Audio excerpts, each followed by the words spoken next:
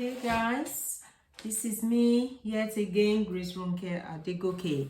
Welcome to my channel and thank you for coming back or for visiting for the first time.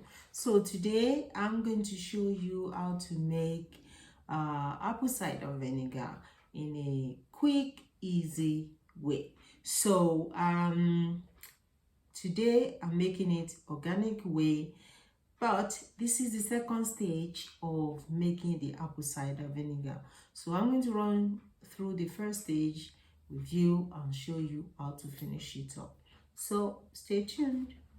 Now, if you like to have a look at this, these are kitchen paper towels I've just used to cover the apple cider vinegar processing. So just something like a coffee filter, but for the purpose of this particular video I've chosen this. I have other cheesecloth type of cloth on the kombucha or that I could use, but I found that this is best for this particular one. So, and also in the past I've used mason jars or just any type of jar with lids on, but I find that again that a receptacle like this, as you can see, it's a big bowl with wide rim. So that's what I think this needs, and it has worked. So, and to submerge the fruit underneath the liquid, I've used this big massive platter. Smells gorgeous. I could drink all of this in one go. Okay, so and the top of the apple cider, oh, there's a lot of bubbling going on. Come on, see, look at the bubbles. Can you see the bubbles? And I didn't have to mix this terry top type of thing that people do with apple cider vinegar, and there has not been any growth of fungi, fungals, or any undesirable thing going on. So it's all good. And these are my apples from the outside that I planted, and organic, of course. Okay, so let's get going. What I'm going to do first and foremost is take all of this fruit out. You can just pour it straight into the sieve or the colander. Oh, I love the sweetness of the smell of this. So what I did is I picked the apples, took them off the tree, obviously, cut them into chunks, as you can see. Look at that, those are like quarters. So, and of course wash them first and throw them in this bowl and top it up with just filtered water and put the lid on this lid, and making sure all of the fruit are fully submerged. And I think that's what this is quite heavy, and this platter has done that job quite well, because I find that in the past the mason jars or just any jar with tight lids or no lid at all, they haven't really quite they didn't really quite do the job properly, and trying to find something that fits into that jar to submerge the liquid was difficult. So when I put this together, I just thought, let me use this bowl. And then all of a sudden I thought, how will I submerge these fruits? And my mind went straight into this bowl, and I just pull it out, and that's what I did. So let's see if I can pour this without messing it up. There we go, it's working. Okay, I'm losing some in the tray. It's not bad though, it's not bad at all. So the stage I'm at with this apple cider vinegar is basically like the second stage of fermentation. And let me just empty this first, and then we move on together. Okay, so let's put this fruit in here and pour the other part into here. If you use a lot of apple cider vinegar, you might as well make yours, because it's quite easy and cheap to make. So there we go. And this was started off about 5 weeks ago. I just left it in place, and every now and then I will peep through underneath the paper towel like this. I'll just leave the paper towel and look around the edges. I see that there's nothing is growing there. It's been clean and good. So the only thing I could get is the aroma of the apple cider vinegar. So I'm going to have a taste and of course tell you what it tastes like. Okay, let's see. Oh, perfect. This is beautiful. I wish you were here. There is no sweetness to this. There's no sugar. I didn't use sugar in this at all. You can use sugar to aid in fermentation. Though this apple wasn't very sweet. Okay. So, but I chose not to add sugar. But there is always sugar in the fruit. There is fructose. Okay. So, there we go.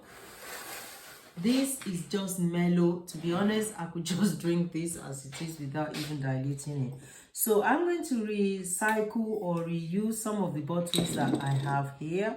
I have washed some old jars. This is a shop-bought apple cider vinegar, one of the brands I buy, and another one raw apple cider vinegar. There's a tiny little bit remaining, and of course I got this big jar also. Let's see how we get on, and I'm going to bottle them up, and I've got more bottles in here if I need them.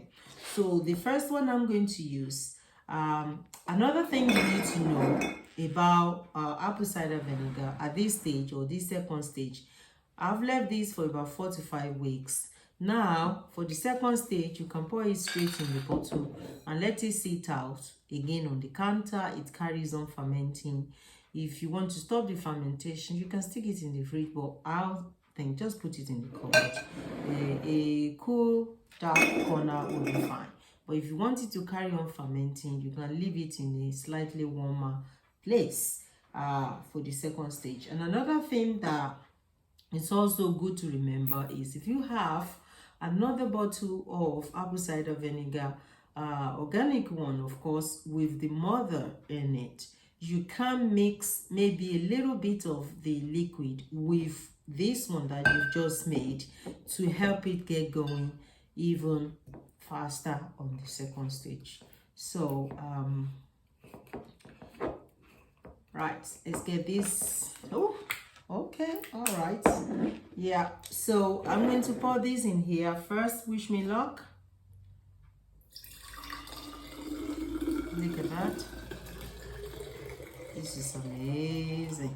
So what I'm going to do, I might leave this like that or just top it up with another apple cider vinegar that has the mother in it.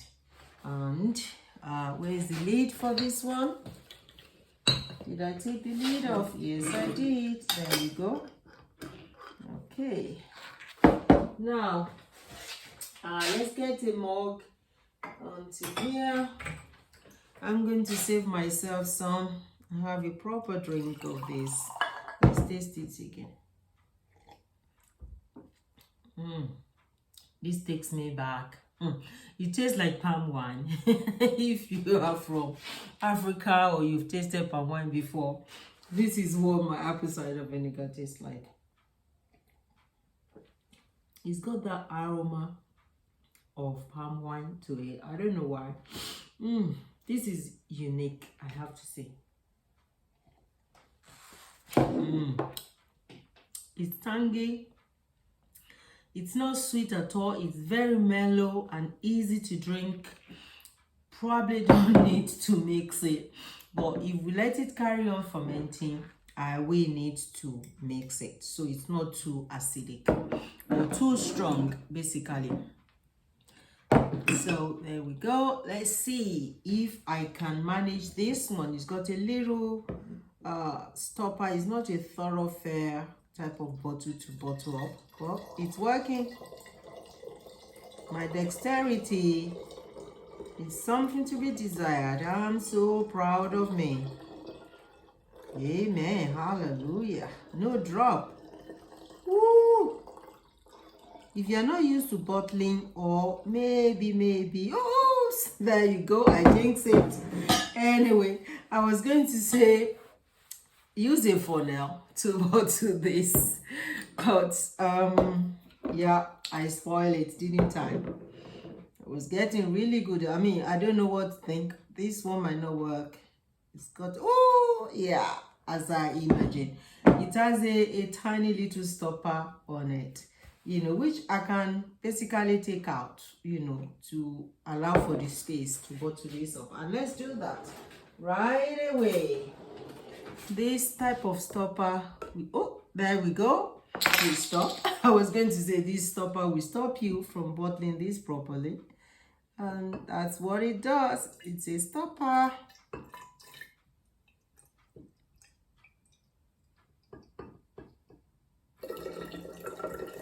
So I'm going to put the rest of this, I'll share it into those two bottles because this is quite thick at the bottom.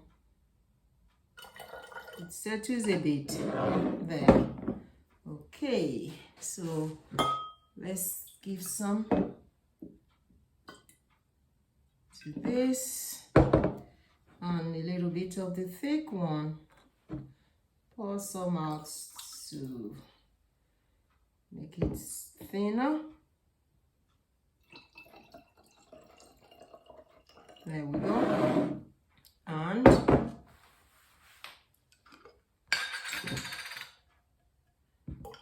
there's no need to be careful with this one. As you can see, it's got a bigger part, and just recycling a passata bottle, you know, that's probably the best one to use for this task. It's easier to pour and no drop while I bottle into that. So there we go. And this one has a tiny little bit of apple cider vinegar left in there. So let's put the stopper back in and press it down and shaking together. So that is how you make apple cider vinegar in a nutshell. It's raw, it's organic, it wasn't pasteurized, not filtered, just straight, you know, from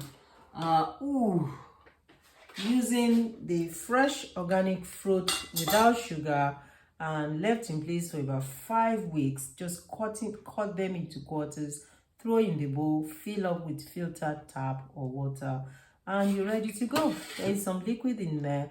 I'm going to pour it back in there and maybe drain a bit more out. So there we have it. A lot of people are already using apple cider vinegar on a daily basis, and if you can make your own, and you know what, the joy of growing your own and making your own. This is me, Grace Ronke Adegoke, my delicious, organic, unpasteurized, unfiltered, quick, easy to make apple cider vinegar. That's a mouthful. Okay, guys. So I hope you have the confidence to go and make your own. Now that you've seen me make this, and it's so easy. You know, the only part you haven't seen is a bit of picking up the apples, cutting them into quarters, rinsing them, but just throw them in the big bowl. I will advise. This makes it easier to do. And as I said, I've tried them in other jars before. I was successful with a strawberry one that was really good, and a pear apple cider. Oh, not apple cider, pear cider vinegar. Pear vinegar. Yeah, that's the right words. I found the right words in the end. Go there. Anyway, so as you know, you can use any fruit to make this, but apple traditionally has been used over many years. You can basically use any fruit because there is sugar in them, and if you leave them out, as we've done with this one, they will ferment eventually, and that is what you're looking for in vinegar. So guys, have a go and let me know if you can make yours, or if you make yours already, leave us some tips and let us know how you achieve yours. And I love the color of this. It's gorgeous. So Thanks guys for watching yet again. Have a wonderful, wonderful Christmas and a happy new year. I hope to see you soon. Take care, and please don't forget to subscribe to my channel. I appreciate your support. Mwah. Goodbye.